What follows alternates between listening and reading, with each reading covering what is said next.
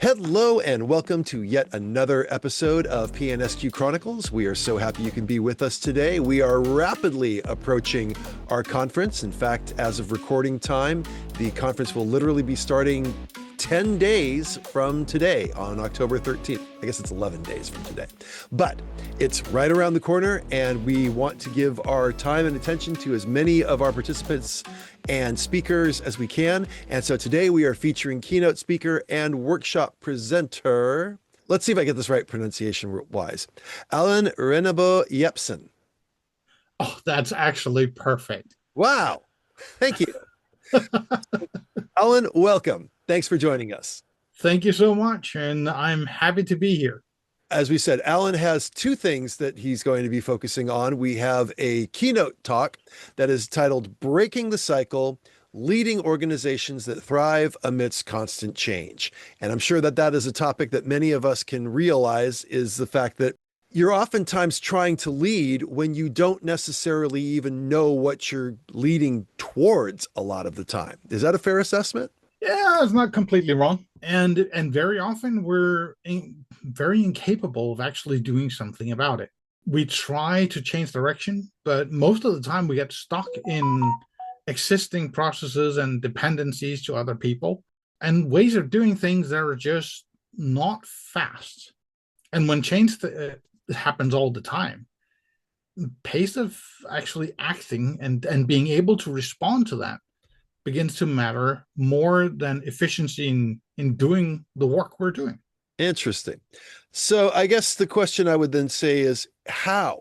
Of course, this is the whole point of your keynote, and want to actually know how, listen. But I guess if there was just something that you would say, if you were to offer, well, what's your elevator pitch is probably the way that I like to put this. Like if you really want to say, hey, I really want you to understand this topic, but I've only got 30 seconds in the elevator. Here we go.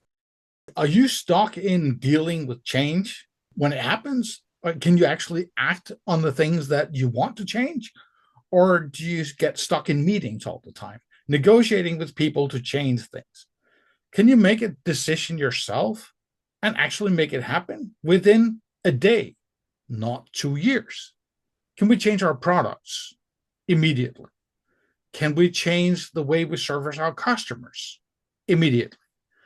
And how can we keep the quality up when we don't have a long time to just sit back and test? We need to work in a different way. We need to put quality first. We need to build it into everything we do. And then all of a sudden, change is not scary anymore. Now it just becomes fun.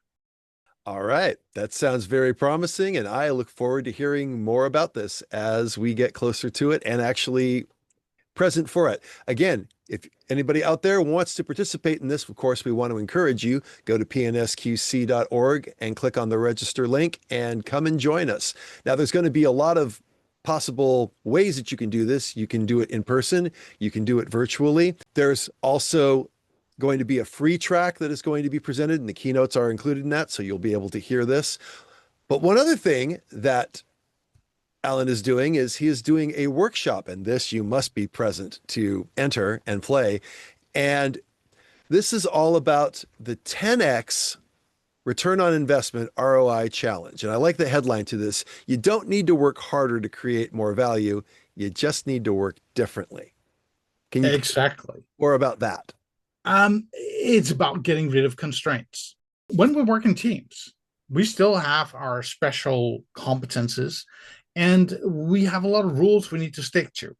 We're guided in how to actually write requirements and how to respond to them and how to test and all this stuff. In this session, we're going to break all those rules one by one, not through chaos, but by deliberately choosing to change things so we no longer need all those training wheels anymore. And yeah, we're going to be playing Legos, a lot of it. But we're also going to dig deep into some of the research that goes into actually changing things so we can respond to customer needs immediately instead of having this long translation process happening both before and after. So I like this comment that's included here where you're saying that there are no guaranteed results in the sense that you cannot guarantee that you can do a 10x return on investment. Mhm. What you can do is you can see where the gaps are and where the challenges are and how you can start closing it. So Yeah. I think that's an interesting, realistic way of looking at this. And I'm very curious to see what that's all about. How do you hope to be able to deliver that? Well, actually, we're going to go through a very controlled process. We're going to start out playing Scrum game. I think most have tried that, following some sort of Scrum process or team process.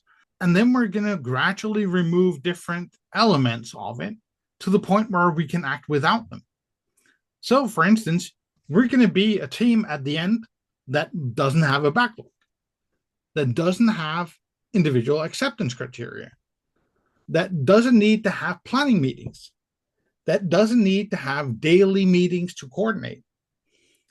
We can just actually flow with our customers and deliver value constantly.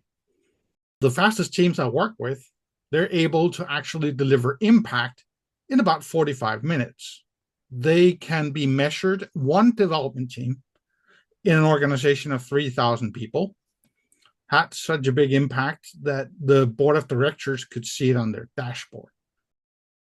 These are the kind of things we're playing with here. But it is going to challenge our common way of thinking.